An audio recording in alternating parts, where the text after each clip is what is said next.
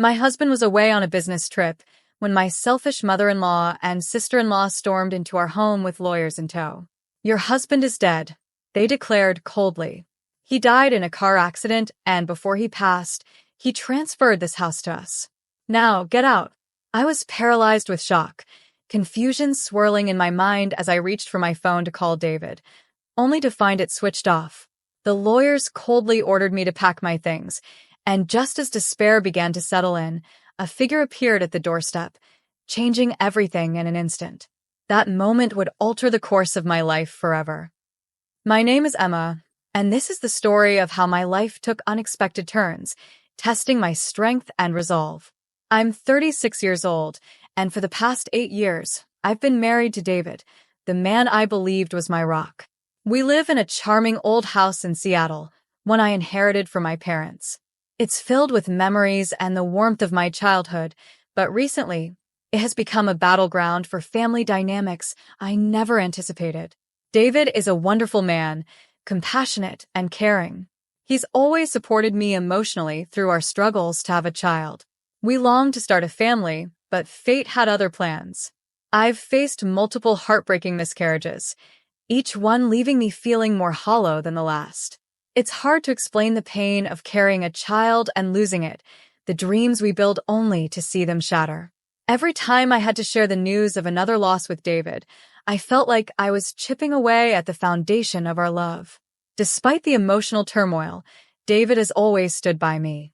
He's the kind of person who puts his family's needs above his own, often sacrificing his own happiness to ensure others are cared for.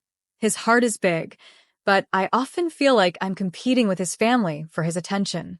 His mother, Mrs. Walters, and his sister, Sarah, seem to view me as an outsider. Their disdain grows stronger with every passing year that I fail to give David the children they believe he deserves. Sarah, especially, is a piece of work. She's 35, recently divorced, and has been living with our mother-in-law since her marriage fell apart. She relies heavily on David for financial support, and with every favor he grants her, I feel a piece of our life together slip away. Ethan, Sarah's 9-year-old son, often becomes the pawn in their games, dropped off at our house unannounced. I never signed up to be a babysitter, yet I find myself in that role more often than I'd like to admit. One particularly exhausting day, I found Ethan sprawled on our living room floor, toys scattered everywhere, while I tried to work on an interior design project. I glanced at my watch, wondering when Sarah would come to collect him. I could feel the tension building inside me. Just then, Sarah walked in without knocking, her eyes scanning the room. "Emma, can you make sure Ethan does his homework?" she said casually, plopping herself on the couch. "I have errands to run." "Of course, Sarah," I replied, forcing a smile, even though frustration bubbled inside me. "But I also have deadlines to meet today." She waved her hand dismissively. "Oh, you can manage. What else do you have to do around here anyway?" I took a deep breath, trying to keep my voice even. "Actually, I have quite a bit on my plate." As she left the room, I couldn't shake the feeling that I was being treated like a free maid rather than a member of the family. I tried to help Ethan with his homework, but my mind kept drifting to the condescending comments Sarah had thrown my way. David was often oblivious to the tension in our home. He worked long hours, trying to provide for his family, while supporting me emotionally. One evening, after a long day, he finally opened up about his plans. "I've invested $150,000 into a new tech project," he announced, excitement bubbling in his voice. "I really think it's going to pay off, but I'll need to cut back on helping my family for a while." My heart sank at his words. Mrs. Walters and Sarah had always relied on him financially, and I could already envision the fallout. When David shared the news, I noticed a shadow cross Mrs. Walters' face, and Sarah dropped her fork mid-bite. "What do you mean, cut back?" Mrs. Walters demanded, her voice dripping with disapproval. "We depend on you, David." "I know, but Emma and I need to plan for our future, too," he replied, his voice steady but gentle. Once David left for work the next morning, Mrs. Walters pulled me aside. "You do realize, dear, that if you can't give David a child, he might rethink this whole arrangement," she whispered, her words dripping with venom. I felt a lump in my throat but managed to respond. David and I are in this together. We'll figure it out. As they drove away, I stood in the doorway, watching them go, feeling the weight of their expectations crushing me.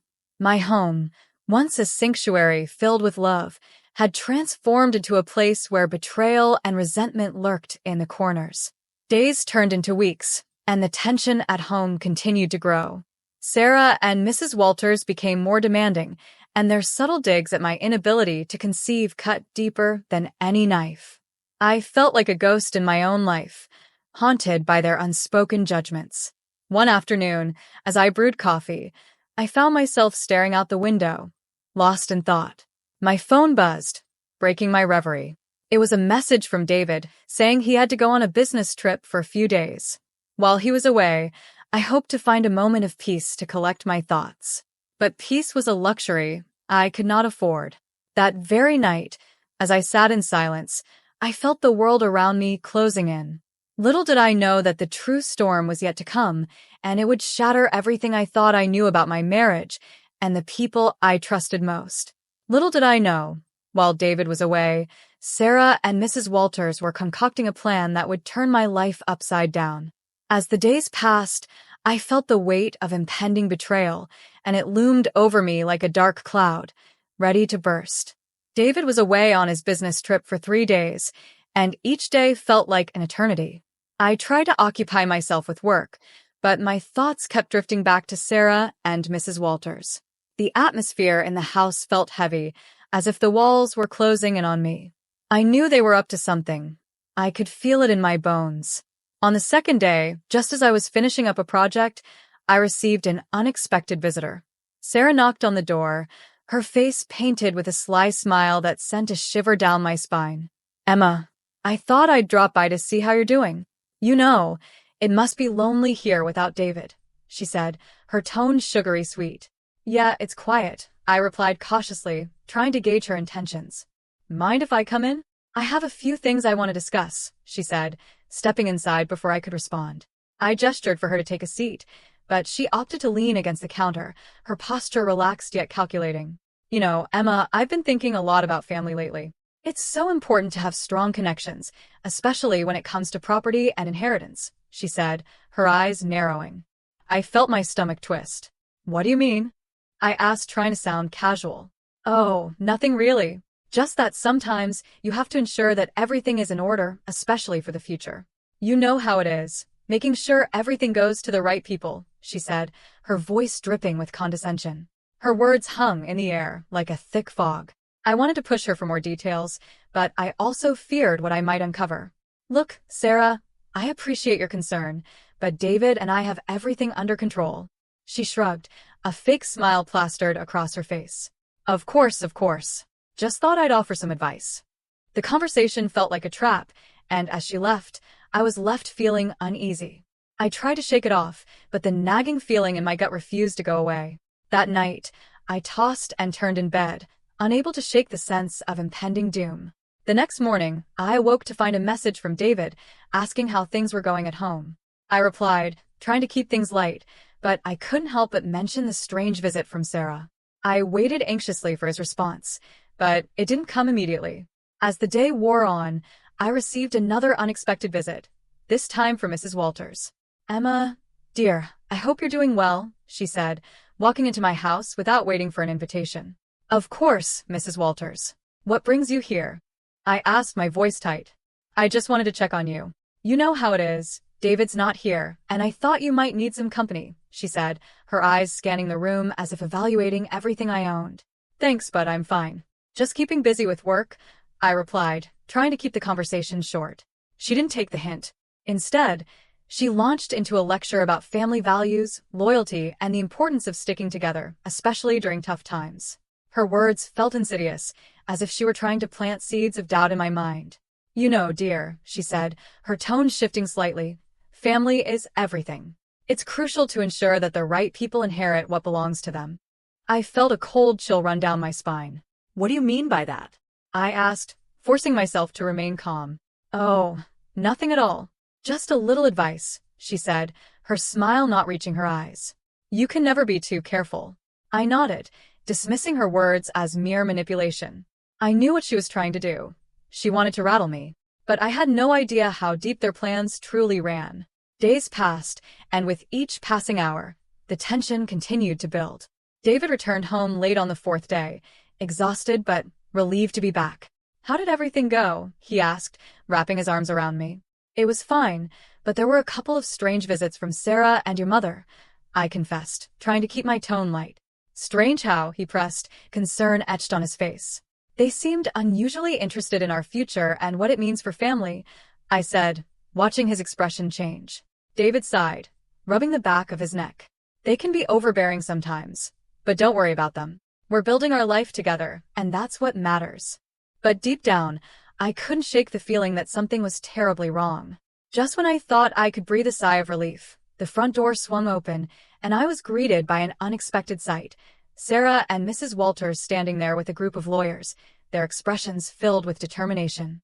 "Emma," Sarah said, her voice cold and calculated, "we need to talk." Before I could respond, the lawyers began unfolding documents, their intentions clear as day. My heart raced as I realized that this was the moment I had feared. The storm was finally here, and I was unprepared for the chaos that was about to unfold. "David, what's happening?" I asked, my voice trembling. "Just stay calm, Emma," David said, his face a mask of shock. I knew in that moment that everything was about to change, and the weight of betrayal hung heavy in the air. The confrontation was only beginning, and the truth would soon unravel in ways I never imagined. The tension in the room was palpable as Sarah and Mrs. Walters stood at the threshold, flanked by a group of lawyers, all holding folders filled with documents. My heart raced as I turned to David, who looked equally bewildered. "Emma," Sarah began, her tone dripping with false sweetness, "we need to discuss some very important matters regarding the house." I felt a chill run down my spine. "What do you mean?" I asked, trying to keep my voice steady. The lawyer stepped forward, clearing his throat. "Mrs. Walters and Ms. Walters are here to present legal documents concerning the ownership of this property. We have reason to believe that it was transferred to Mrs. Walters by David before his untimely death." "What?" I gasped, unable to process what was happening. "David is not dead." David's face turned pale. "This is absurd. I'm right here." Ignoring his protest, the lawyer continued, "The documents claim that since you, Emma, have been unable to bear children, David wanted to ensure that the property remained within the family. Therefore, he signed over the ownership to his mother." I felt the ground beneath me shift. "David would never do that," I exclaimed, turning to him, desperation creeping into my voice. "Is this true?" David shook his head vehemently. "No, Emma. "I would never sign anything without discussing it with you first. This has to be a mistake." Mrs. Walters stepped forward, her expression feigning sympathy. "Oh, Emma, it's just business. You know how it is. Family must come first. We have to think of the future." "Family?" I cried out, my voice rising. "You've always treated me like an outsider. You never cared about us until now." "Enough," Sarah snapped. "This is not about your feelings. It's about what's rightfully ours. You need to step aside." My world felt like it was crashing down around me. I couldn't believe this was happening. I had always feared that their disdain for me would lead to something like this, but I never thought they would go this far. The lawyers began to sift through the documents, and I could feel the walls closing in on me. Just when I thought I couldn't take it anymore, David stepped forward, his voice firm and resolute. "You both think you can just waltz in here and take what's mine? You've underestimated me, and you've underestimated Emma." The tension in the room crackled as he pulled out his phone, quickly scrolling through his messages. "I have proof. I've been recording conversations since I suspected something was off with you two." "What are you talking about?" Sarah asked, her facade cracking. David's voice grew stronger as he said, "I know about the plans you made while I was gone. I know you were plotting to take this house and my assets." Mrs. Walters's face flushed with anger, and she stepped closer to David. "You have no right to speak to your mother that way. You're being dramatic." "Dramatic," he replied, incredulous. "You and Sarah are the ones who've plotted behind my back. I'm not going to let you manipulate me any longer." As he revealed the recordings, I listened, heart pounding, as their voices echoed in the room. I felt sick as I heard them conspiring about how to take advantage of my inability to have children, how they could convince me that David didn't want me anymore. "No," I gasped, tears welling in my eyes. I felt a mix of betrayal and anger toward both David's mother and sister. With every recorded conversation played, Mrs. Walters and Sarah's faces grew pale, and the smug confidence they had entered with began to fade. "This isn't over, David," Sarah hissed, her voice low and threatening. "You'll regret this." But before I could respond, David had already dialed the police. "I want to press charges for fraud and conspiracy," he said firmly, his voice steady. As the sirens approached, Mrs. Walters turned to me with a desperate look in her eyes. "Emma, please, don't let this happen. Your family. We can work this out." "Family?" I shot back, feeling empowered. "You've never treated me like family. You wanted to take everything from me." "I'm not backing down." The doorbell rang, and in rushed the police officers. "We received a report of a disturbance." "What's going on here?" one officer asked, surveying the tense scene. David stepped forward, pointing at Mrs. Walters and Sarah. "They've been trying to fraudulently take my property and assets. They've conspired against me and my wife."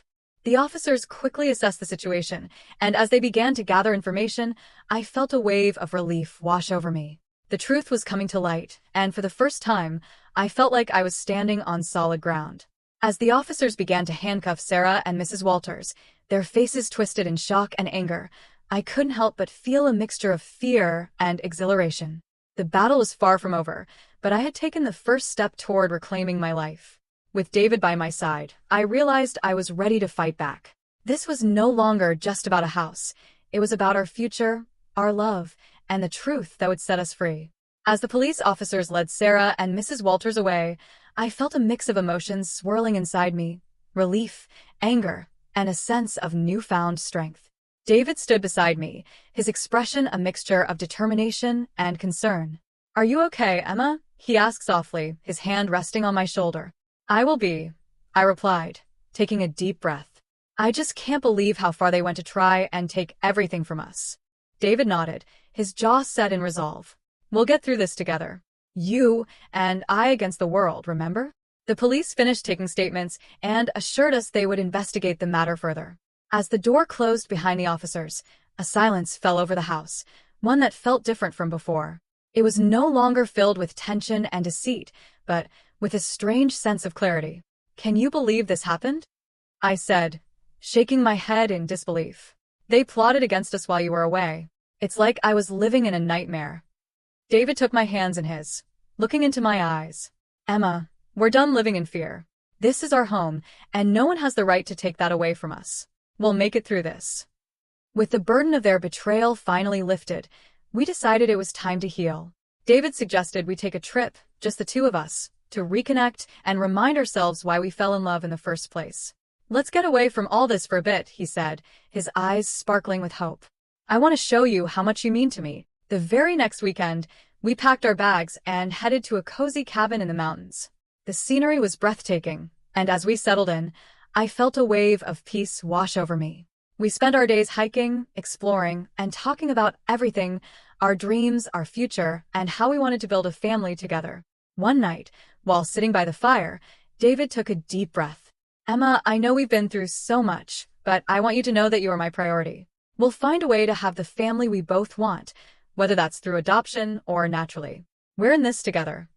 Tears filled my eyes as I leaned against him, feeling the warmth of his love envelop me. "I can't wait for our future, David. I finally feel like we can build something without their shadows looming over us." After our trip, we returned home with a renewed sense of purpose. We decided to start the process of adoption, something we had always talked about but never pursued. It felt like the right step forward, a way to fill our home with love and laughter, regardless of the circumstances we faced. As we settled into this new chapter, I found joy in small things: decorating the house with colors that brought me peace, planning our future, and even the thought of welcoming a child into our lives filled me with excitement. The memory of Sarah and Mrs. Walters faded, replaced by the hope of what was to come. Our life was no longer clouded by betrayal or deceit. Instead, it was brightened by the possibilities that lay ahead. David and I were stronger than ever, ready to embrace our new beginning and all the adventures it would bring. In the end, I realized that sometimes you have to fight for what you love. The experience had changed me, but it also showed me the strength of our bond. As we closed the door on the past, I knew we were ready to face whatever the future held, hand in hand, hearts united, and filled with love.